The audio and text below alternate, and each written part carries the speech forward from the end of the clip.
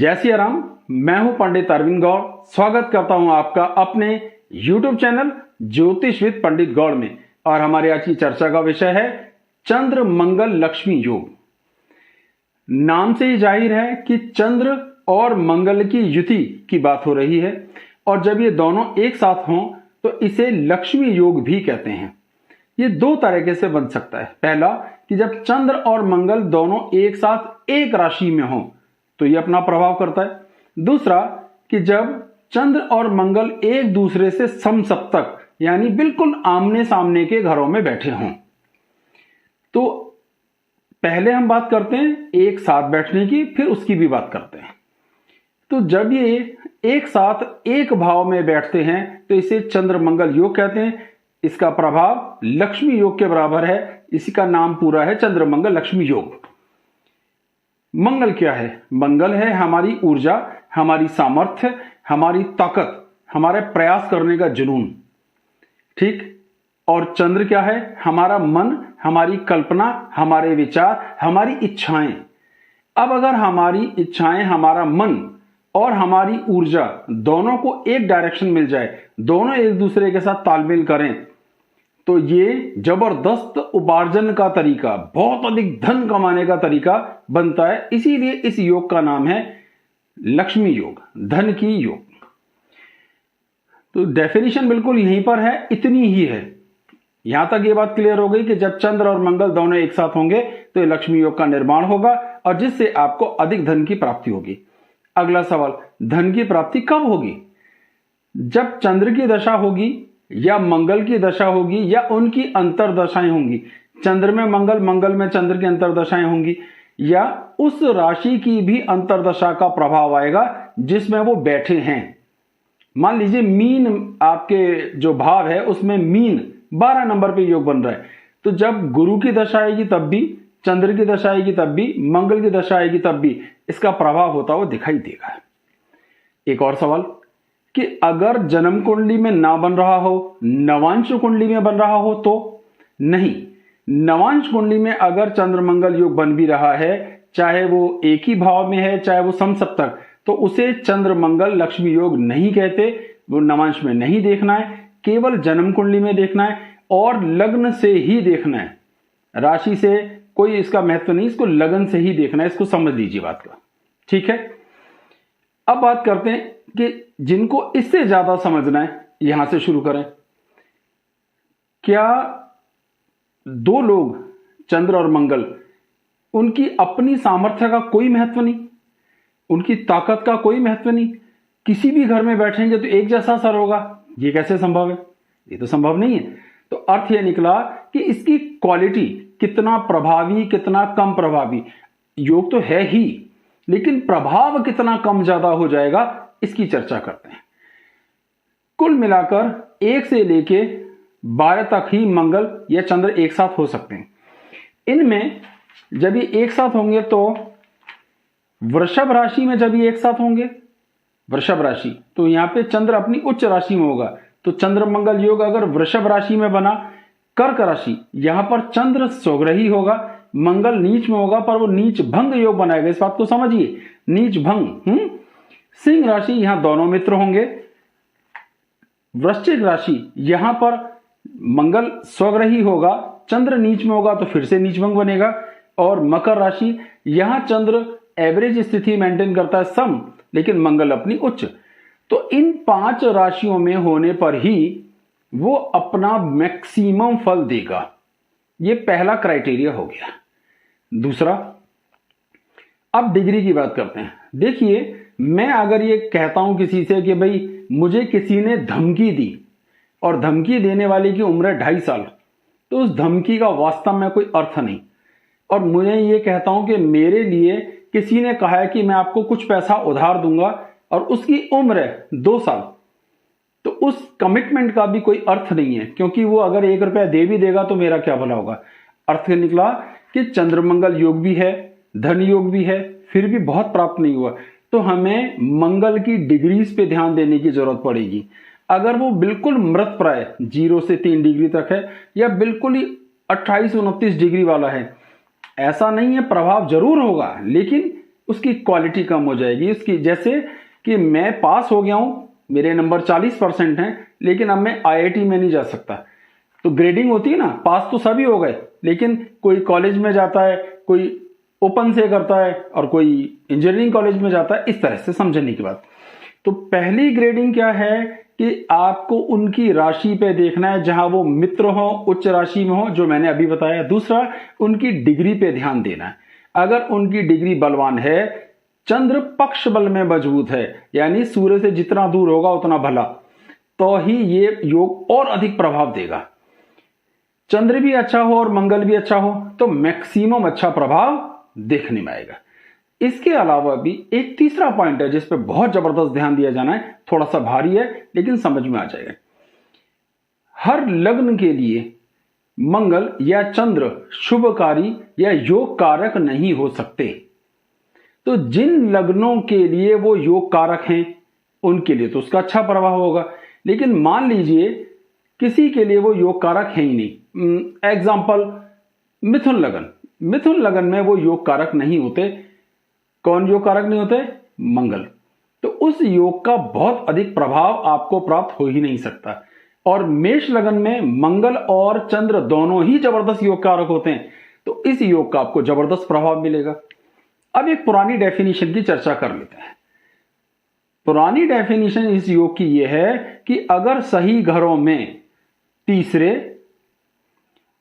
पांचवें, 9वें, 10वें और 11वें में अगर ये योग बन रहा है तो इसका बहुत अधिक लाभ होता है।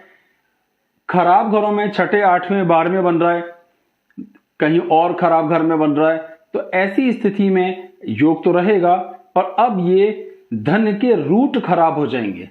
मींस सात्विकता खत्म हो जाएगी। अब एक आदमी बहुत मेहनत करता है, व्यापार अच्छा करता है और बहुत धन कमाता है, चंद्र मंगल योग हो गया। दूसरे आदमी की कुंडली में चंद्र मंगल योग बुरे घर में है, बुरी कंडीशंस में, धन तो वो भी कमाएगा लेकिन अब वो शराब बेचता है। यानी एक तो वो वाइन है जो सरकारी, उसको छोड़ दो, वो बुरे काम करता है, वो चोरी करता है, वो चोरी का माल बेचता है, पैसा तो वो भी बहुत कमाएगा, लेकिन अब उसका योग बुरा हो गया। तो इसका एक कड़वा पहलू ये है कि अगर आप ये हिसाब नहीं लगाना सीखें कि चंद्रमंगल योग अच्छा है कि बुरा, तो इसका भाव ये है कि धन तो कमाएंगे पर आपकी इमेज का सत्यानाश हो जाएगा।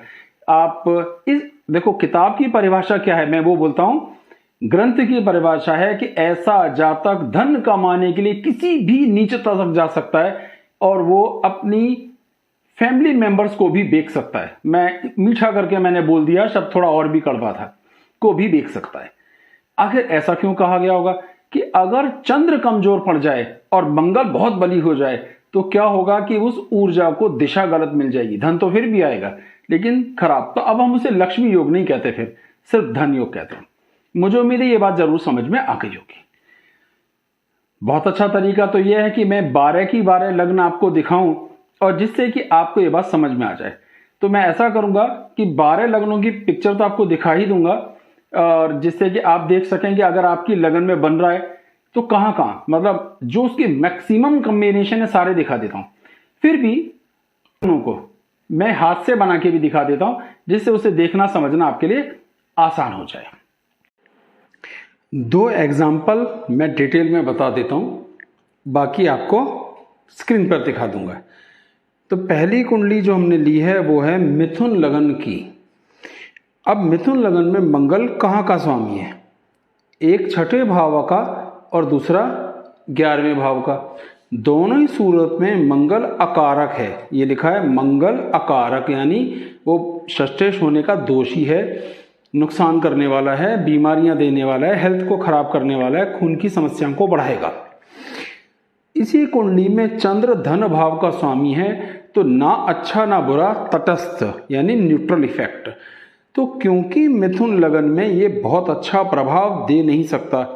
आपको मैंने पहले बताया कि चंद्र मंगल का योग, जहां भी चंद्र मंगल हैं एक साथ, योग तो बन गया, पर लक्ष्मी योग तभी बनेगा जब वो बहुत अच्छी स्थिति में होंगे, बहुत अच्छा धन। अन्यथा ये हेल्थ को खराब करने वाला और कुछ हद तक कैंसर को देने वाला भी योग बन सकता है। इसको भी समझना जरूरी है। तो अब पहले भाव में देखें कि तो यहां मंगल भी शत्रु है, ठीक है, और चंद्र यहाँ पर मित्र है लेकिन स्थिति खराब, तो ये यहाँ पे अगर चंद्रमंगल होगा तो बुरा प्रभाव करेगा, वैवाहिक जीवन को डिस्टर्ब करेगा, अपना गुस्सा टेम्परामेंट सब देखने में आएगा। तो अपना व्यक्तित्व, अपना गुस्सा बढ़ा, इससे वैवाहिक जीवन पर भी तनाव आया। यहाँ चंद्रमंगल अगर बन रहा है मिथुन लगन वालों के लिए तो अच्छा है, शुभ फल देने वाला है कंपैरेटिवली, क्योंकि कारक नहीं है और क्योंकि तटस्थ है, इसलिए बहुत अच्छा फल तो मिथुन को आएगा ही नहीं। लेकिन फिर भी जो आएगा, इस भाव में बना योग तो आएगा, इस भाव में बना तो योग आएगा। चौथे भाव में बनेगा तो बिल्कुल नहीं आएगा, पांचवें भाव में भी प्रभाव नहीं आएगा, छठे में भी नहीं आएगा, सातवें नहीं, आठवें में भी नहीं, नौवें में थोड़ा प्रभाव जरूर आएगा, 10वें में भी कुछ प्रभाव आएगा, 11th हाउस में इस पूरी कुंडली में सबसे बढ़िया प्रभाव आएगा और 12 में नहीं। मुझे उम्मीद है ये बात क्लियर हुई होगी। चलिए एक और एग्जांपल लेते हैं। ये है दूसरा धनु लगन। मंगल पे ध्यान देते हैं। मंगल 5वें भाव का स्वामी है और एक बुरे घर का, यानी 6, 8, 12 में यहाँ का। लेकिन क्योंकि वो 5वें भाव का स्वामी है तो इसलिए मंगल यहाँ कारक गिना जाएगा। चंद्र को और सूर्य को अष्टमेश होने का दोष नहीं लगता, इसलिए वो अष्टमेश नहीं माने जाते। इस हिसाब से चंद्र यहाँ सम है, कम से कम बुरा नहीं है। तो अब अगर धनु लगन है और पहले घर में चंद्र मंगल बन रहा है, याद रखिए मंगल कारक है और चंद्र यहाँ पे सम है। पहले भाव में बना तो यहाँ मंगल मित्र है, चंद्र यहाँ पर सम है, अच्छा योग करेगा। यहाँ मंगल उच्च राशि में आएगा, चंद्र सम आएगा, अच्छा योग आएगा। पर तीसरे घर में ज्यादा अच्छे प्रभाव देखने में नहीं आएंगे। चौथे घर में बहुत अच्छा प्रभाव आएगा क्योंकि दोनों यहाँ पे मंगल भी मित्र है, चंद्र भी यहाँ पर एवरेज से अच्छा है। मंगल यहाँ स्वग्रही होगा, चंद्र साथ में है, बहुत अच्छा प्रभाव। छठे, 8वें, 12वें में तो ये प्रभाव कभी देगा ही नहीं। अब यहाँ ये शत्रु हो गया, मंगल और चंद्र आए तो शत्रु हो गया, इसलिए यहाँ प्रभाव बुरा देगा। अब 9वें घर का प्रभाव आप ध्यान दें, सबसे बढ़िया देगा। चंद्र भी मित्र है, मंगल भी मित्र है, ये जबरदस्त अच्छा प्रभाव ही आएगा। 10वें भाव में ये शत्रु हैं दोनों, इसलिए ज्यादा अच्छी स्थिति। चंद्र यहाँ मित्र है लेकिन मंगल शत्रु है, तो एक एवरेज स्थिति। और यहाँ पर यानी ये खराब है और यहाँ ये बहुत अच्छा प्रभाव देगा। तो हमने क्या आकलन करना सीखना था कि मंगल कैसा है और चंद्र कैसा है। अब ये थोड़ा सा आसान नहीं है सभी लग्नों के लिए, इसीलिए मैं कलर कॉम्बिनेशन में, जैसे ये मैंने रेड या इस तरह से लिखा है, तो कलर कॉम्बिनेशन में 3 कलर, लाल रंग मतलब बहुत बुरा प्रभाव, नीला रंग बहुत अच्छा और पीला रंग का अर्थ ये रहेगा एक एवरेज सिचुएशन यहाँ पे मेंटेन करेगा। इस तरह से आपको सारी लग्नों का डिटेल दिखाता हूं। मेष लगन पे ध्यान दीजिए। देखिए मैंने पिक्चर आपके सामने स्क्रीन पर रखी है जिससे आपको समझना बहुत इजी हो, ज्यादा मुश्किल बिल्कुल ना लगे। क्या करना है, ये तीसरा फेज है ना, ये तीसरा पोर्शन है हमारी वीडियो का, जिससे आप समझें बात को। तो मेष लगन की स्थिति क्या रहेगी मैं आपको डिटेल में बताता हूं, आप पिक्चर पे भी देखें, अपनी जन्म कुंडली लेके बैठें, देखें चंद्र मंगल योग है कि नहीं है, तो फिर देखें लगन कौन सी है। फिर जो लगन आपकी है वही लगन जब स्क्रीन पे आए तो फिर देखिए किस भाव में बना है। मैंने इसीलिए उसका कलर चेंज कर दिया है जहां पे वो खराब कॉम्बिनेशन बनाएगा, तो आपके लिए समझना थोड़ा सा आसान हो जाए। तो मेष लगन के लिए मंगल की स्थिति देखते हैं। तो मंगल 2 भावों का स्वामी है, पहले भाव का और 8वें भाव का। अगर कोई ग्रह लग्न का स्वामी हो तो उसे अष्टम भाव के स्वामी होने का दोष नहीं लगता, ऐसा केवल मेष के साथ ही होता है। ये स्थिति बिल्कुल ठीक हो गई, इसमें कोई समस्या नहीं। तो मेष लग्न के लिए मंगल बहुत बलवान है, कारक है, शुभ है, योग कारक है, ओके। और चंद्र यहां चौथे भाव केंद्र का स्वामी है, निश्चित रूप से चंद्र भी यहां पर बहुत कारक है। तो मेष लग्न वालों के लिए सारे भाव केवल छठा, 8वां और 12वां भाव छोड़ दें के अलावा सभी भावों में जबरदस्त योग कारक रहेगा, फल देने वाला होगा। लेकिन विशेष रूप से तीसरा, 5वां, 9, 10 और 11 इनमें मैक्सिमम अच्छा रिजल्ट देगा, इतना आपके लिए आसान है। वृषभ लगन की बात देखिए। वृषभ लगन की स्थिति क्या है, यहां पर मंगल खराब स्थिति में, एक केंद्र का स्वामी, एक 12वें घर का स्वामी है, कुल मिलाकर उसकी स्थिति बहुत अच्छी नहीं है, पर वो एक एवरेज स्थिति मेंटेन करता है। और चंद्र भी यहां पर तीसरे भाव का कंट्रोलर है, तो ये एक एवरेज स्थिति मेंटेन करता है। तो इसका मतलब वृषभ लगन में अगर ये योग बनेगा तो वो बहुत अधिक फलीभूत नहीं होगा, बहुत अधिक रिजल्ट नहीं देगा, उसका कुछ नेगेटिव असर यानी थोड़ा स्लो असर आएगा, कम असर आएगा। छठे, 8वें और 12वें भाव में तो प्रभाव देगा ही नहीं, उसको आप फ्री कर दीजिए। और विशेष रूप से ध्यान देंगे तो कन्या में 5वें नंबर पे भी वो बहुत अच्छा, 6 नंबर पे पंचम भाव में भी वो बहुत अच्छा असर नहीं करेगा। ठीक इसी तरीके से मैं सारे बोलता जाता हूं, स्क्रीन पर आपके हैं। मिथुन लगन की बात करते हैं तो इनके लिए मंगल षष्ठेश है, बहुत बुरी स्थिति में, और छठे से छठा 11वें भाव का स्वामी है, तो मंगल यहां बिल्कुल कारक नहीं है, चंद्र भी यहां कारक नहीं है। तो मिथुन लग्न वालों के लिए ये किसी भी मर्जी भाव में बने बहुत अच्छा फल नहीं देगा, क्योंकि कारक नहीं है। मगर फिर भी अगर 11वें भाव में बना, अगर 10वें भाव में बना, 9वें भाव में बना, तो कंपैरेटिवली रिजल्ट देगा। कंपैरेटिवली ज्यादा कारक नहीं, ज्यादा अच्छा मिथुन लगन के लिए है ही नहीं, लेकिन फिर भी 4 घर जहां कंपैरेटिवली अच्छा देगा वो मैंने आपको बता दिया। कर्क लगन पे ध्यान दीजिए। अब कर्क लगन की स्थिति क्या है कि चंद्र लगन के ही स्वामी है और मंगल केंद्र त्रिकोण योग बना रहे हैं, बेहद शुभ, दोनों के दोनों ग्रह जबरदस्त योग कारक। तो यहां जबरदस्त अच्छा असर आएगा।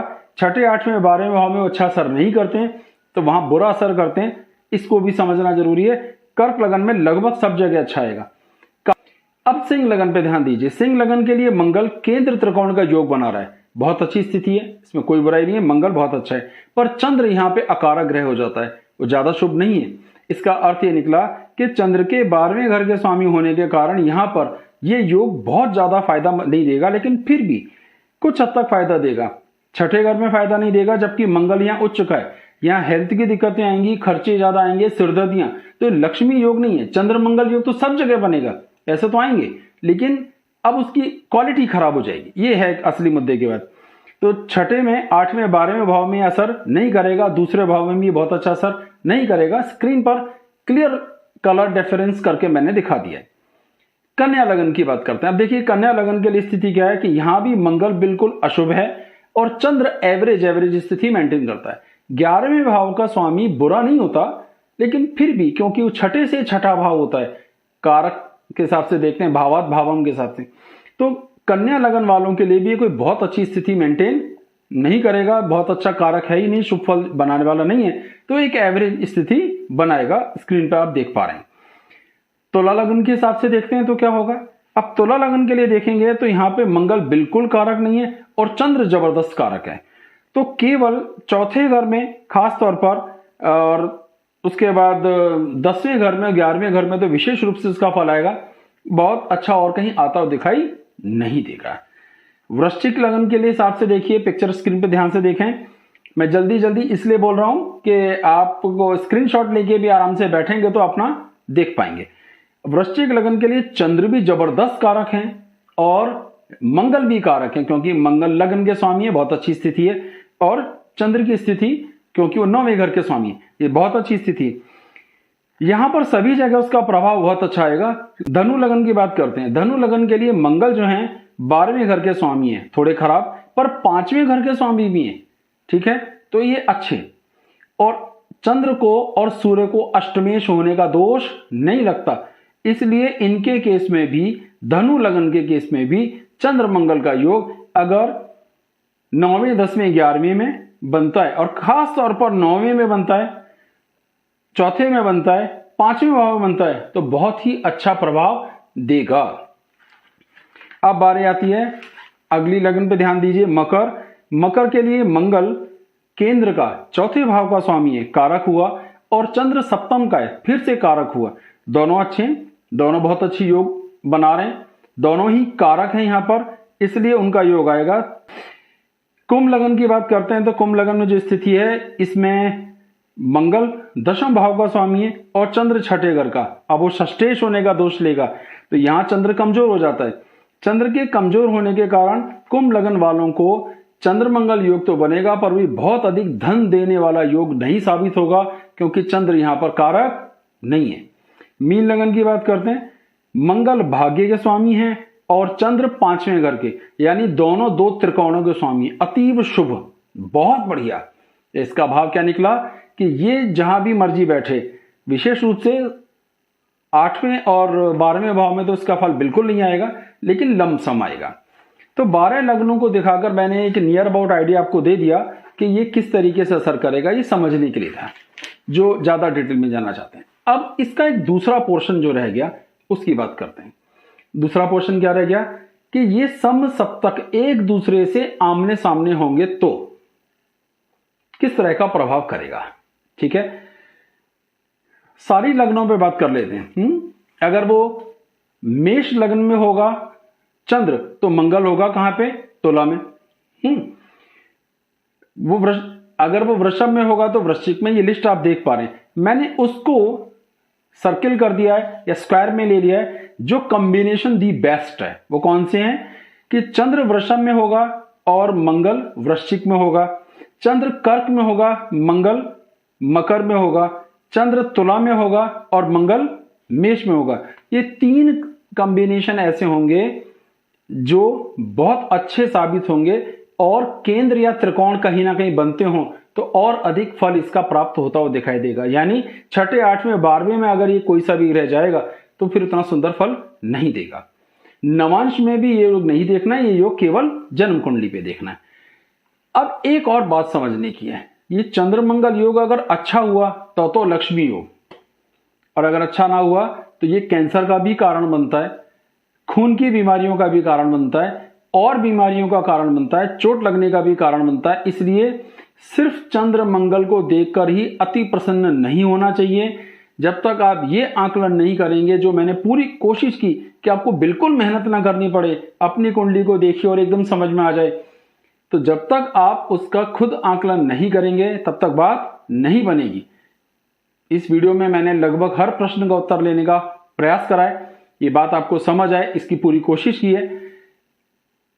पूरा वीडियो आपके सामने यहां हो जाता है, फिर भी कोई बात जो आपकी समझ में नहीं आई या मैं नहीं समझा पाया हूं तो आप कमेंट बॉक्स में पूछिए, मुझसे जितना पॉसिबल है उसका आंसर दूंगा। अपनी जन्म कुंडली दिखाने के लिए आप संपर्क कर सकते हैं। मेरा व्हाट्सएप नंबर लगातार स्क्रीन पे दिया जा रहा है। सारी बातचीत टेलीफोन पर होगी, जो भी आप पूछेंगे उसका आंसर देने का प्रयास किया जाएगा। बहुत बहुत धन्यवाद। जय सिया राम।